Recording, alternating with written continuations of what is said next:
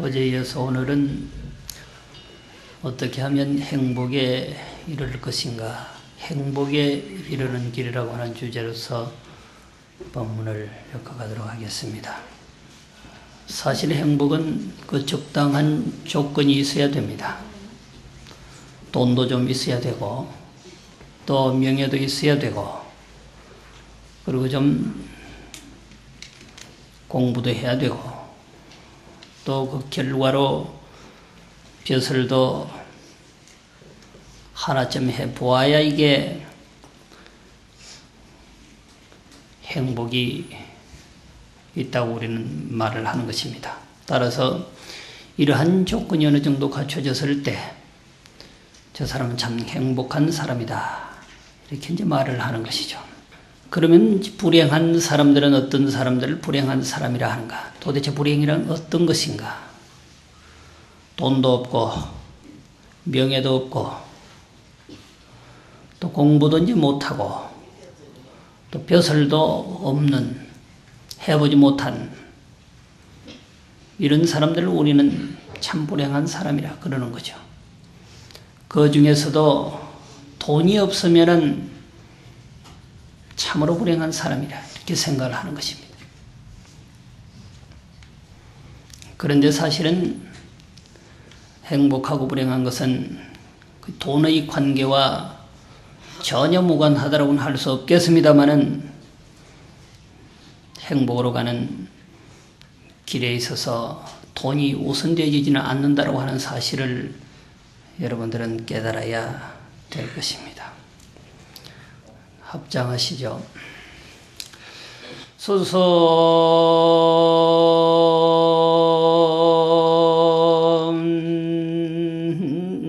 세간제 소장 비허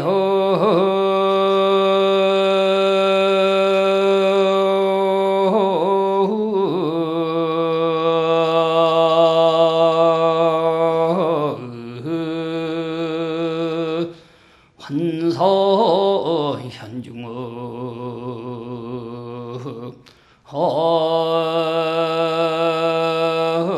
험미로다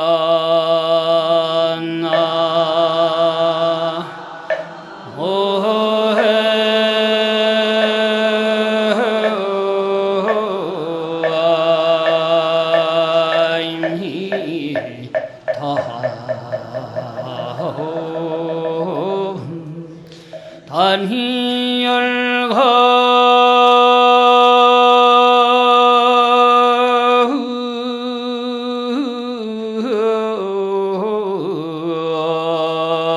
중생심이남 미증분표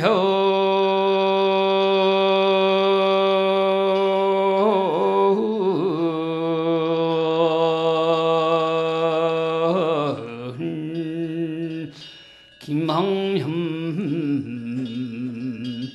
험미로다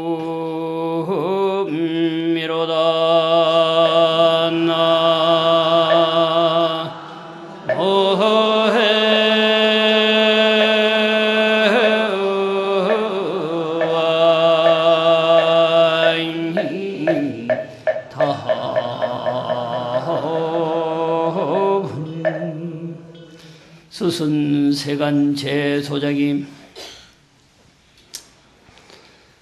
세상의 도처를 따라서 다양한 행위를 하는 것이 비여 환사 현 중업 인달하야.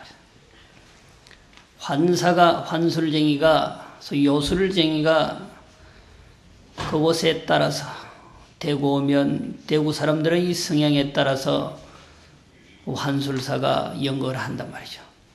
부산 가면 부산 사람, 서울 가면 서울 사람, 또 어떤 사람이 모이느냐에 따라서 환술사가 그 연극을 한단 말이죠. 부처님이 그래. 그곳에 따라서, 그 때에 따라서, 모이는 사람들의 성류에 따라서 다양한 모습을 시연하신대.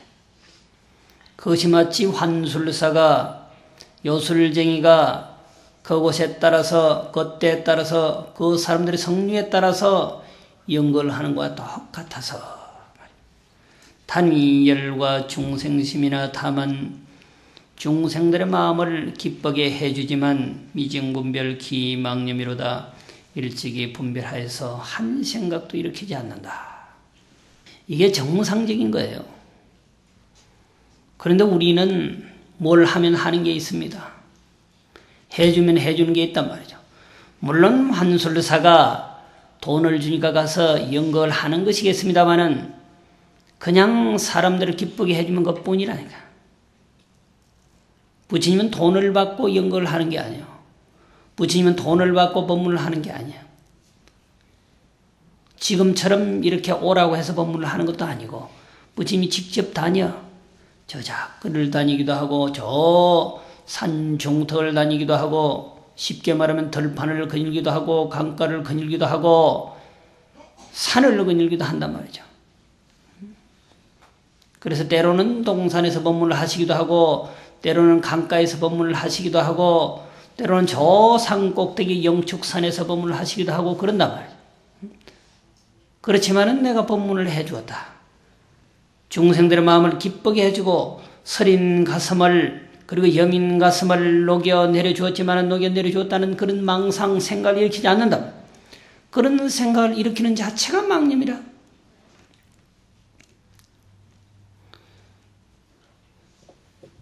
이제 한 번쯤 여러분들이 이런 걸 생각해 보셔야 되는데 나는 아이를 낳아서 잘 키워주었다. 저놈 때문에 내가 지금 이렇게 늙었다. 아무리 머리에 물을 들여도 이놈의 속에 있는 머리가 하얗게 계속 올라온다. 저놈 때문에 그랬다. 그놈 때문만 그러면 괜찮은데 또 한 놈 또 생겨. 손자, 손녀.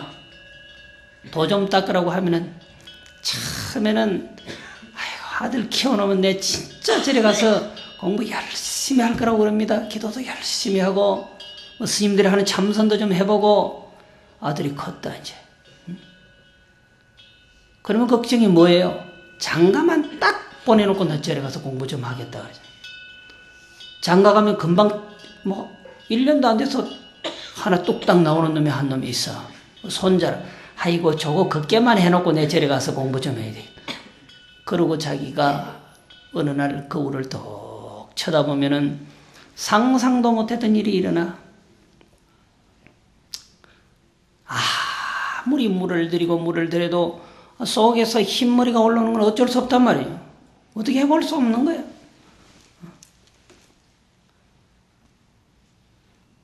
지금이 그런 시점쯤 되지 않았나 싶어요. 한편으로 생각하면 서럽기도 하고 한편으로 생각하면은 너무나 할 것도 많고 저놈 때문에 내가 이렇게 늙었어. 저 손자놈 때문에 내 이렇게 늙었다. 서럽단 말이에요. 그렇게 생각하면. 부처님들 그렇게 살다 가시지 않았겠습니까? 부처님은 그보다 더 하시죠. 한 아들 한 딸이 아니라 한 손자 한 손녀가 아니야. 부처님은 수많은 중생들이 당신의 아들이고 수많은 사람들이 당신의 부모 형제란 말이야. 거기서 섬이고 녹아내리는 그 마음은 이루 말을 할 수가 없단 말이에요. 가슴이 찢어져. 가슴이 수천 수만 개라도 감당하기 힘든 것이죠. 그런데도 오직 하나 중생들의 마음을 기쁘게 해주는 것뿐이라는 거죠. 거기서 무슨 생각을 다시 일으키지 않아? 탄인결과 중생심이라 미정군별 기인망념이로다. 중생을 기쁘게 하지만 그뿐이라. 다른 생각은 절대 하지 않아. 근데 우리는 저놈 때문에 나 이렇게 늙어서. 그런데 욕은 설날에도 찾아오지 않았단 말이야. 생일 때도 오지 않는단 말이야. 얼마나 마음이 서럽겠어요. 그런데 부처님 말씀 따라 사시면은 서러울 일이 하나도 없어. 인과의 논리로 봐도 그러면 자기 손자, 나에게는 손자 손녀지만 자기 아들들이 딸들이 자기를 꼭 그렇게 해줄 것이라. 내가 원수를 안 갚아도 갚아주는 사람이 있다니까 슬프게 생각할 거 하나도 없어. 효도하지 않는 놈 보고 서러워하고 원망할 거 없어. 자기 아들이 딸이 거의 99.9%는 그렇게 서럽게 해드린다. 그러니까 절대 힘없는 내가 어떻게 대응하려고 하지 마라. 그보다 더 앞서서 그냥 해줬으면 그뿐이라 생각하세요. 억무소주 이생기심이라 그냥 응당히 무심코 해주는 것뿐이라. 그게 하대함이 없이 하는 거예요. 그렇게 안 되지만 그렇게 하려고 노력을 해야 되는 게 이게 불자거든. 불자가 제대로 되면 부처님 불자가 되고 잘못되면 아니 불자로 전락하는데 아니 불자가 많아요. 부처님 법대로 살으려고 하면 살아보려고 노력을 해야 되는데 아예 포기해버린다.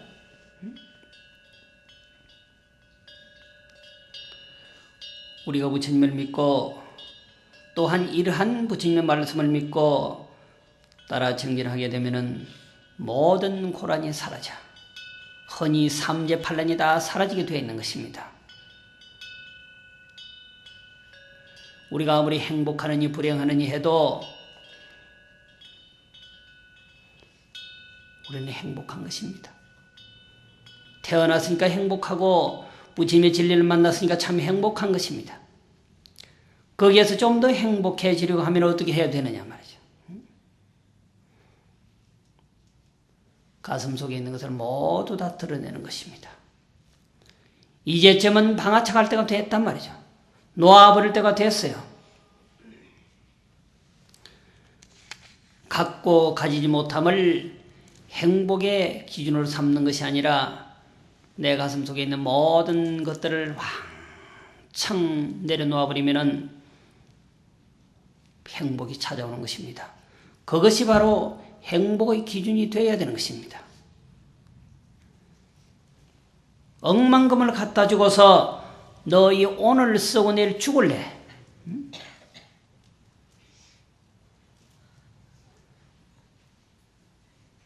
억만금을 갖다 주고 너 오늘 다 쓰라. 그리고는 내일 죽어라. 누가 그걸 하겠느냐? 가져 있는 것을 다 빼앗고 너 억만 년을 살게 해주리라. 그럼 뭘 선택하겠어요? 돈으로 권력으로 행복을 사고 팔 수 있다면 그거 한다 이 말이에요.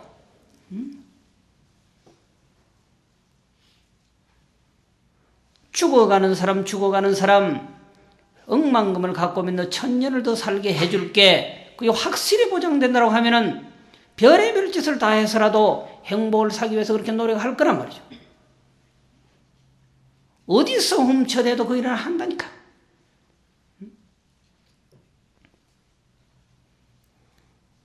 이거 다 쓰게나 그리고 내일 죽을래 죽게나 그리고 반대로 모든 것을 다 버리고 100년을 더 산다.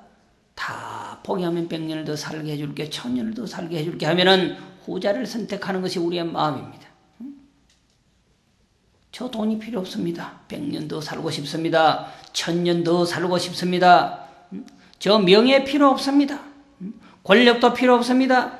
100년만 더 살게 해준다면 모든 것이 필요 없습니다. 급기야는 생명과 관계되는 거라고.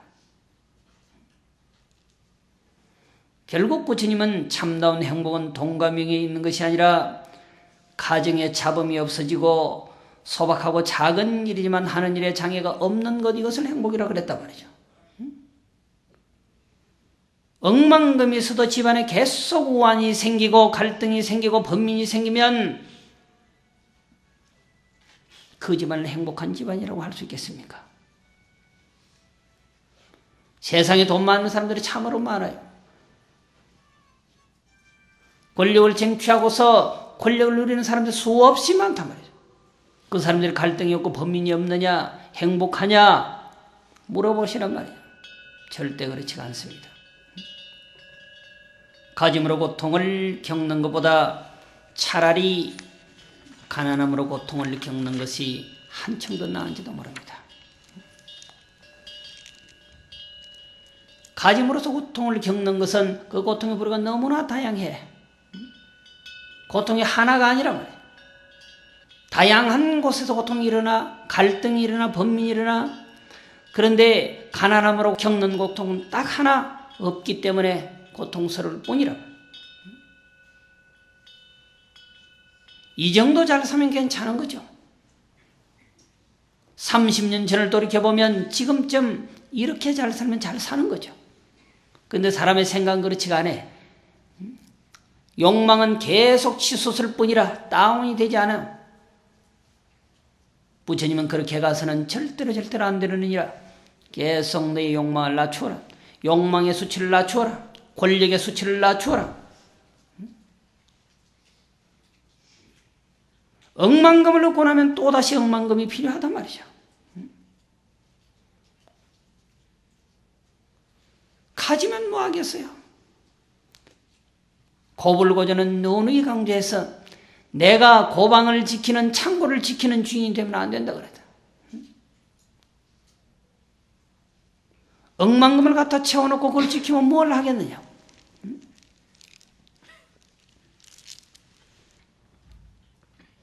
그것은 결국 모을 줄만 알고 쓸 줄 모르는 사람에 불과하다 그랬어.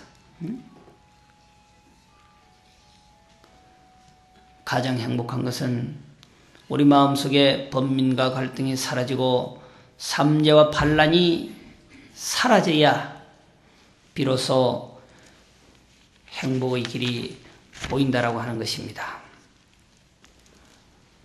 내일이 입춘인데 이 서봉사에서는 삼재 소멸 기도를 하는지 모르겠습니다만 곳곳에 삼재 소멸 기도를 해요. 절에 가서 삼재 소멸 기도를 열심히 하다가 안 되면 또 이제 뭐 또 하나 사러 가잖아. 응? 집에 하나 붙여놓으면 이제 편안해질 거라고. 그것도 괜찮고 저것도 괜찮네. 그런데 삼재를 소멸하고 반란을 극복하는 길은 하나밖에 없습니다. 부처님 법대로 살면 되는 거예요. 우리는 어떠한 논리 속에 산다고. 그 논리를 왜 만들어냈는지에 대한 고민은 해보지 않아. 왜 이런 것이 나왔을까? 삼재를 잡아 뜯어먹는 것이 주로 뭔지 합니까? 매라 매. 응? 삼재를 잡아 뜯어먹어버려. 그 부적에 보면은 매가, 머리가 셋 달린 매가 있어. 응? 그러니까 왜 셋이 달렸겠어? 삼재니까 한 마리가 하나씩 잡아 뜯어먹는 거야. 응? 크게는 물의 재앙이다. 그 다음에 불의 재앙이다. 그 다음에 바람의 재앙이라고. 이게 삼재야. 확률은 높을 수가 있어. 인연이 딱 된단 말이죠. 삼재를 당하는 사람은 보통 사람에 비해서 비가 오면은 물의 재앙으로 고통을 받을 수도 있다라고 하는 거죠. 또 불의 재앙으로 내가 예기치 못하게 고통을 받을 수도 있다라고 하는 거예요. 또 바람의 재앙으로서 내가 고통을 받을 수도 있다라고 하는 겁니다. 또 적게는 시비가 생길 수가 있다. 갑자기 내가 아플 수가 있다. 갑자기 하던 일이 잘 안 될 수가 있다. 이게 현실적인 삼재라. 그런데 우리 선조들은 이 삼재를 어떻게 해서 지울까?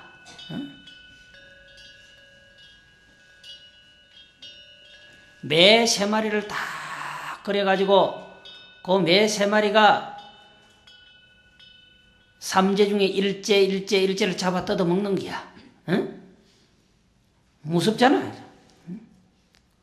나에게 올 그 고통의 길을 차단하는 거라고 이렇게 생각한 거예요. 우선 매가 삼재를 뜯어 먹든지 호랑이가 와서 삼재를 뜯어 먹든지 이렇게 생각해도 좋고 저렇게 생각해도 좋아. 그런데 중요한 것은 삼재를 극복하는 길이 크게 그렇게 있는 것이 아니라 내가 부처님 법대로 딱 살면은 삼재의 그림자가 아예 비춰지지 않아. 삼재 불입체가 돼야 될 거 아니야. 삼재가 아직 근접하지 못하는 그런 도량이 돼야 돼. 내가 사는 집이 삼재 불입지체가 돼야 돼. 망고 볼파지대가 돼야 된단 말이야. 삼재가 아예 범접하지 못하는 곳이 돼야 돼. 관상이라고 하는 것은 얼굴에 보이는 것이지만 심상은 보이지가 않아. 관상은 가서 본다 하지만 심상은 누가 봐줄 건고? 심상은 봐줄 사람이 아무도 없어. 근데 심상을 통해서 관상이 나오는 거란 말이에요. 흔히 내 마음먹기에 따라서 내 얼굴색이 변해진다 이 말이에요. 육조 스님이 그래서 동쪽에 사는 사람들은 연부를 열심히 해서 서방 극락세계에 가고자 하는데 서방에 있는 사람은 무엇을 해서 극락세계에 가려고 하는 거 그랬단 말이에요. 무슨 말인지 알아듣겠나? 잘 모르겠다. 응? 심상대로 관상이 나타나는 거예요. 서방을 그리는 사람은 서방 극락세계에 가고자 하지만은 서방을 그리지 않는 사람은 서방 극락세계에 가고자 하지 않아요. 천국을 그리는 사람은 천국을 그리고 천국 가고자 하지만은 천국을 그리지 않는 사람은 천국 가고자 하는 생각이 없어 뚝 떨어졌어. 응? 극락세계가 어디면요 말이에요. 응? 동쪽 남쪽 사람은 연불해서 극락세계에 가고자 하지만 서쪽 사람은 연불해서 어디 갈 거냐 말이에요. 따라서 극락은 내 마음을 바꾸는 데 있다고 육조 스님이 토로해버린 거라고. 아미타경 보면 극락세계가 참 아름답게 그려져 있어. 멋진 집에다가 멋진 도로에다가 검은 보와 칠보로 장식이 잘 되어 있어. 팔공덕수에는 엄청난 물들이 노래 소리를 뿜어내면서 흘러나온다 그랬어. 그런데 그건 다 필요 없어. 아미타경을 딱 읽으면 하나 기억해야 될 게 있어. 아비발치 보살이 그곳에 산다 그랬거든. 극락세계는 누가 사는 곳이냐? 교주는 아미타 부처님이시고 좌우부처는 관음세진데 그 도량에 사는 사람들이 어떤 사람들이냐 말이야. 그 극락세계에 사는 부류들이 도대체 어떤 부류들이냐 말이야. 아비발치 보살이라 그랬단 말이죠. 아비발치는 일생보처라. 일생보처는 단 한 생만 부처님의 보좌 역할을 하고 나면 그 다음에는 부처님이 된다 그랬어요. 차관이 되고 나면 장관이 된다 이 말이에요. 단 오늘만 내가 차관하고 나면 장관이 되는 거야. 단 오늘만 내가 국무총리하고 나면 다음에는 순서대로라면 대통령이 되는 것이죠. 사바세계는 그게 없어. 극락세계는 월차라고 하는 건 있을 수가 없어. 극락세계는 차례대로 가는 것이지 종이 있던 사람이 왕창 뛰어서 아비발치 보살이 되지는 않아. 부처님이 되지는 않아. 수행의 단계를 차곡차곡 거쳐 한순간 딱 깨쳐서 부처님이 된다 해도 서로 비디오로 딱 보면은 그대로 차곡차곡 한 계단 한 계단 밟아간 거예요.